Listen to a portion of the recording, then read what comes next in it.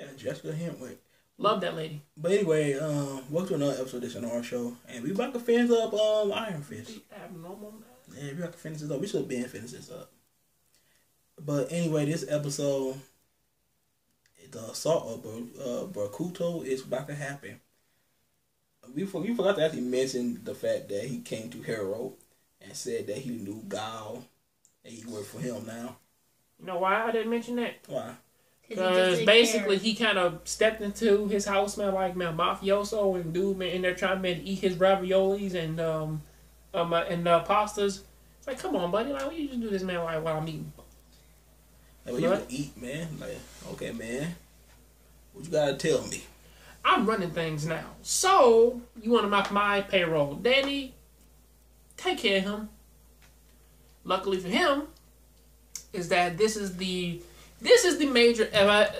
episode that actually kind of ties a lot of stuff together, because basically it's on the scale of, it kind of opens your eyes of saying that Danny can only trust two people, okay, Claire and Colleen, because at this point he can't trust anybody else, okay, because most of this episode is mostly, okay, it's a Davos and a Danny episode. Okay, Danny went to Claire to get patched up and everything after getting kidney shot by Bakuto. So, of course, all this information comes out saying, like, okay, how do you feel about what's going on? Well, giving Claire the update, and slowly but surely we find out that through some conversations with Claire, Davos was basically the person who wanted to be the Iron Fist. He thinks that is his birthright. He thinks that Danny stole it from him, and that guy is unstable so many ways. Okay, instead of because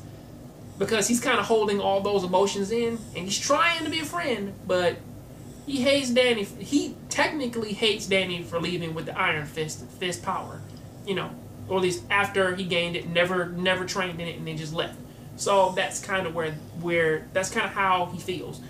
But then on the flip side of that too, we also learned that in the same vein of what's going on with Danny is that, especially since he keeps holding his emotions in, it's slowly kind of eating him away inside. And Claire kind of warns him of that, of basically saying, listen, you gotta find some way to deal with that pain that you was dealing with a long time ago. Because even though you do have the ability to heal, it's kind of showing that basically you don't know how to do that yet.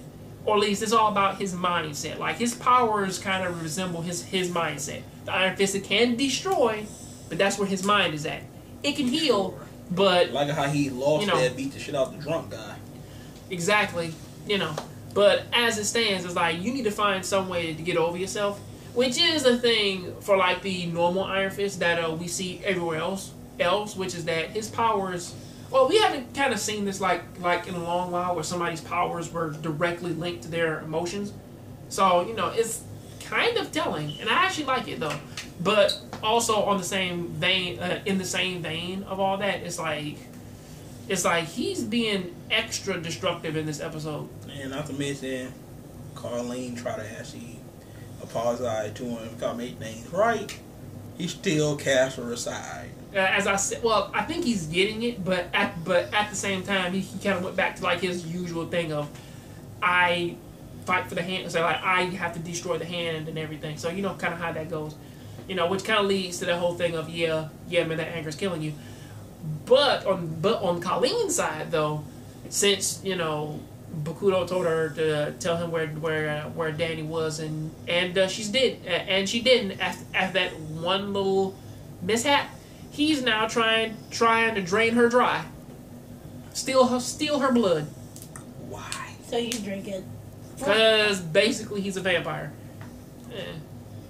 Yeah, her students and shit try to kill her. Her students be an asshole. And she beat the crap out of them. Well, again, as she said, as she told Danny a long time ago, she likes fighting. She likes fighting to the death. She loves that shit. So why, oh why, would you fight somebody like her who kind of has been holding all this anger like inside, and when she does fight, that shit releases and she loves it. She loves spilling blood, love bashing in faces and breaking arms and breaking bones. She loves that garbage. You ain't like, hey bitch, calm down. No. She loves it. So man. I'm sorry, Mary, but you dead. Not to mention, Clara kind of mad at her too. Like shit, he killed some of my friends. Well, Claire's reaction was a little bit more natural. You know what I mean? Of her kind of doing that whole like guilting thing, but then kind of shifted it over to, well, okay, you're not those people, and you were always a friend, so I can overlook it. But Danny, on the other hand, I don't think he really can handle it. Bro. He can't get over it. So you know kind of how that goes. Alright. The good thing is though is that at the end of the episode they do actually make up. So hooray, the power couple is back. Yeah, but you see Davos in the background. Like, I told John, like Davos is like Davos walking in and introduce him to my new girlfriend. Asian girlfriend. New Asian girl that look like that. He was like, I would want to stab you that night. I'm like, fuckers. Oof. They sure you want some coffee? I put like cyanide. Drain cleaner in it. Cyanide. Cyanide. Make you a milkshake with drain cleaner. Or rat poisoning. That's too messy. Cyanide, rat poisoning, or maybe, just maybe. She look at too many out there psychoactive type. She watches Danganronpa too much, but no. But that's not how I get my. But I'm like, yo, dude, like that girl is mine. But yeah, it was a pretty decent episode though. I just like They had a lot of fighting in it though. I like the ending because the ending put a smile on my face. I bet. They actually got back together. And what is Harold trying to do right now in this episode again? Harold is trying to get Bakuto out because he's like, yo, we about to cut them files down. And I fear for Joy because she's slowly starting to see that Harold is getting worrisome. When a guy gets this close to your face and it growl you like this, you see we gonna make this happen, John. We gonna make this happen. He didn't grab the head like that, but he grabbed the strand of her hair and just squoze it really hard to where like his hand was shaking. I'm like, this ain't good. I'm really like, you see what happened the one day when Danny was like, yo man, we defeated Gao, and Joy didn't know who Gao was. He kept asking her to drink with him, and she was like, I'm not drinking. He broke that bottle. Yeah, that's worrisome. I'm not gonna come around here no more.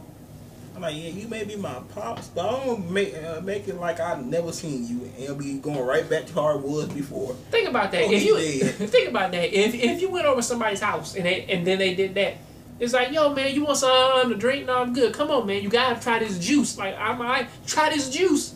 Nah man, I might. They break the whole like container. I'm gonna go home. I will see you tomorrow.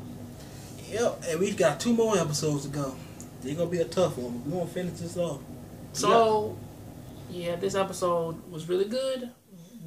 Harold is really worrisome.